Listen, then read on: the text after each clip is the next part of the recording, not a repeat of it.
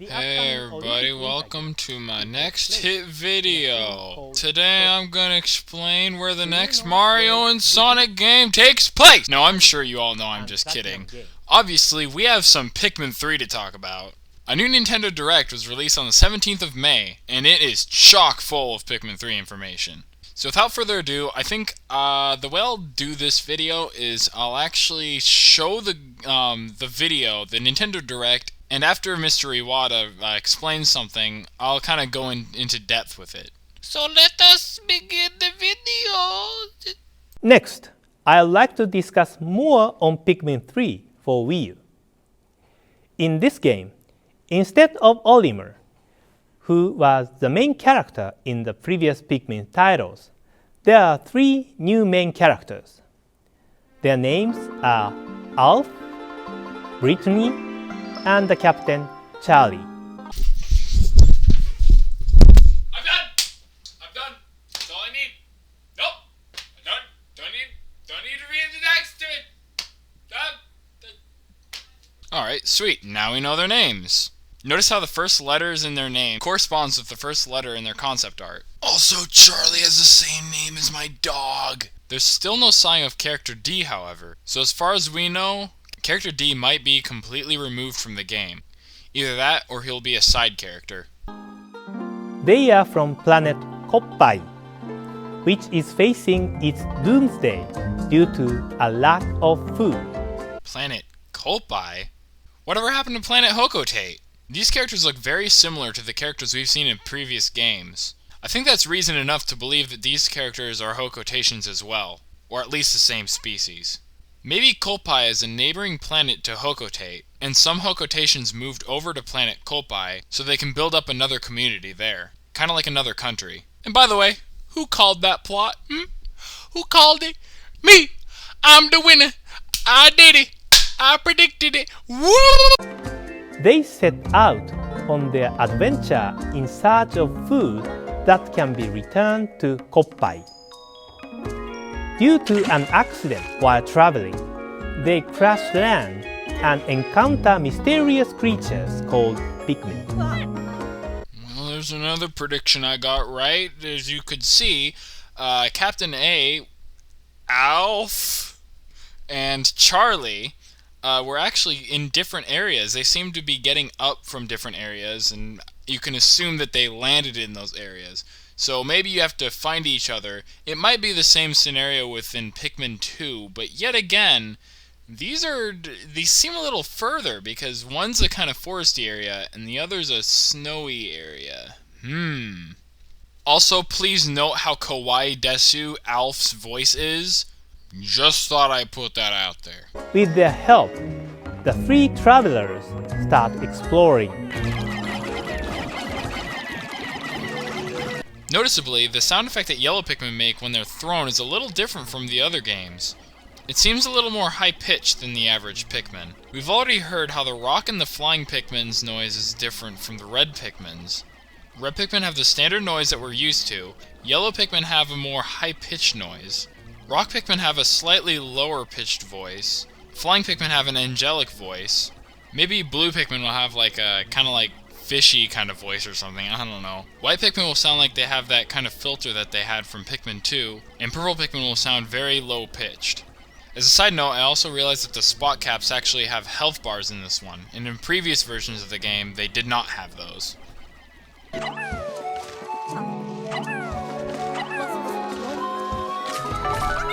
This scene's very interesting. This one shows Alf throwing three Pikmin on some strange berry-looking thing, which later in the video is revealed to be something that acts as an onion. I have reason to believe that this part of the gameplay is recorded near the beginning of the adventure, since he only starts with three Pikmin, and it's where you find the onion, or whatever you want to call it. It also seems like a very tutorial kind of thing, if you know what I mean. There's a reason I don't really want to call this thing an onion yet, besides the fact that it just doesn't look like one. This onion is growing on a vine, and in the original Pikmin game, the onion grew from the ground. One could argue, however, that maybe it's just stuck in the vine. However, looking at it, it kind of looks more like it actually came from the vine. Their mission is to collect fruit that can be their new food resource while exploring the planet, with the goal of bringing the seeds back to their home. As the explorers found from their preliminary research, there were various kinds of fruit there, but it was much larger than expected. They decided to use the Pikmin's help to carry the fruit back to the spaceship. In the top right of the screen, there appears to be some sort of gold object. Some people suggest that it might be an app for the little device thingy that Alf was holding in one of the screenshots, which later will be revealed that it's called a copepad. The spaceship seen in this video looks badass, though it makes me wonder what happened to the old design. Maybe the old design is only used for challenge mode. After extracting the seeds, fruit can be converted to juice and can act as a food for the player characters as they explore the planet. If they don't have enough food, they can't continue their exploration. They must use the limit time of each day to explore for fruit. Alright, can we just sit down and talk about how great Nintendo is? This is possibly the best way to add a time limit to this game. As you play through the game, you need to collect fruit, and it rewards you by giving you more time to explore the Pikmin planet. The goal of the game directly correlates with what I want to do in the game. That's just awesome. I'm gonna nominate Pikmin 3 as Best Game 2013. Yep. Also, I feel like we're getting a little bit of character development for these characters, so that's pretty nice. Again, I can't wait to learn more about these characters. Night on the planet is dangerous, so you can only explore from dawn to dusk. As you can see, there's a white ring circling around the onion. I think this is an indication of where you can have idle Pikmin in order for them to return safely to the base. Much like in the other games, only now it's actually clearly indicated where. During this time, it is important to use the different color Pikmin skill.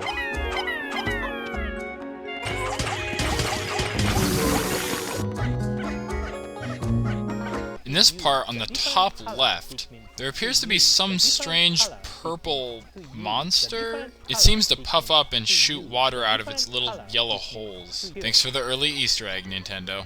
It seems Dad's reviews is right. As you can see, it's raining in this scene. It doesn't appear that the Pikmin are being affected by it, but you never know. All we see are rock and red Pikmin, so... Geez, flying Pikmin are strong.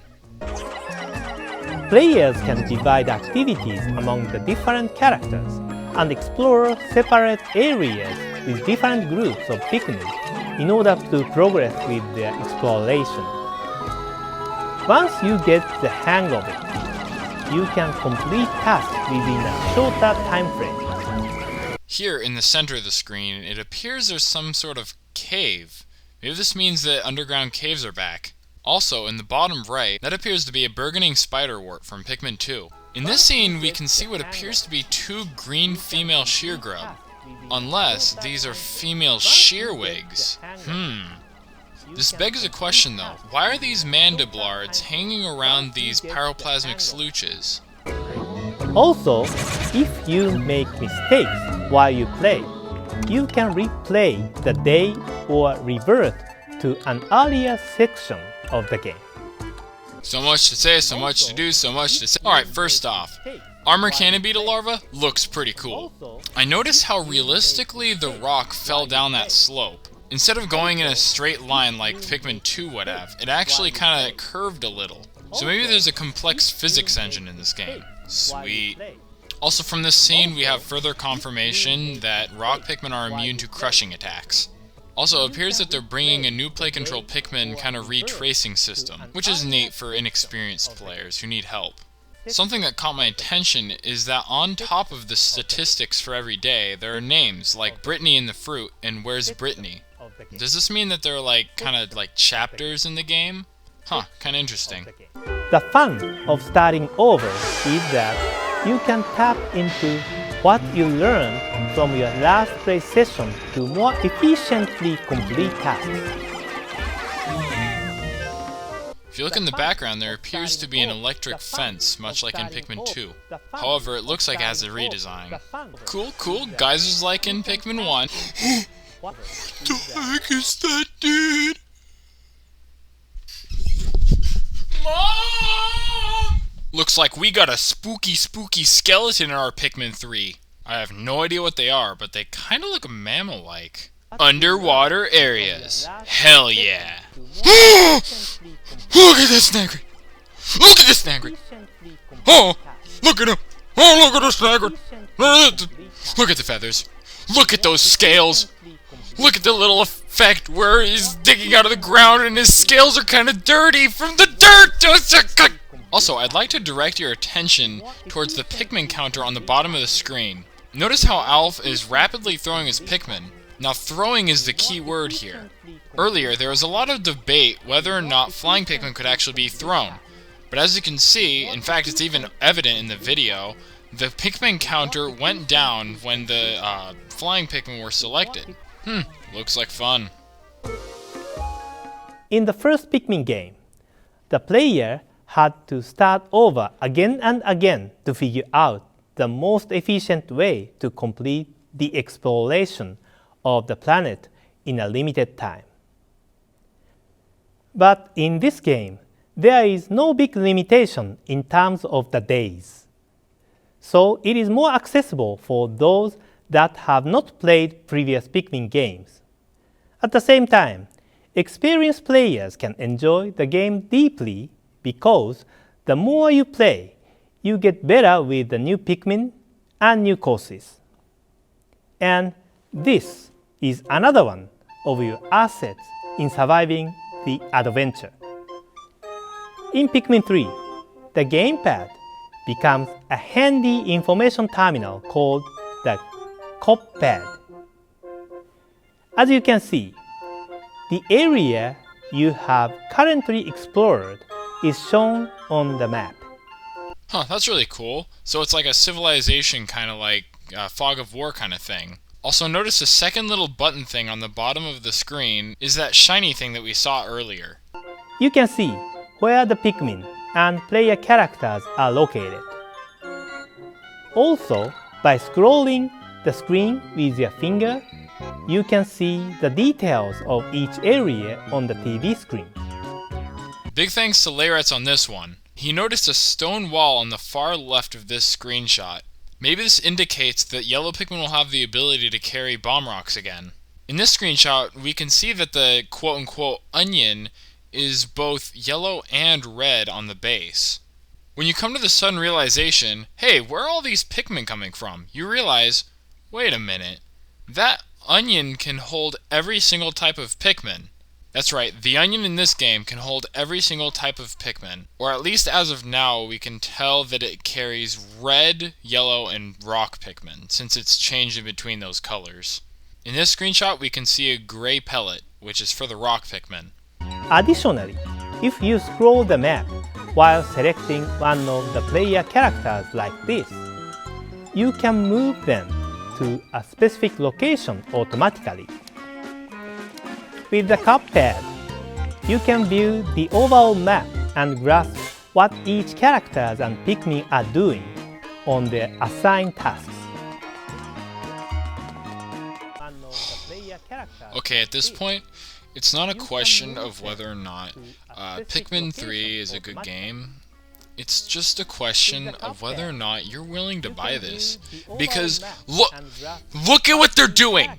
They're making this game good. They're making this like real time strategy. Not some fake time strategy that your mom told you could have for your 5th birthday. I mean, look at this! This is exactly what would have made Pikmin 2 so great with Olimar and Louie. Because Louie's just standing there like, oh, what do I do? But no, with this feature, you can be like, Louie, go over here, please.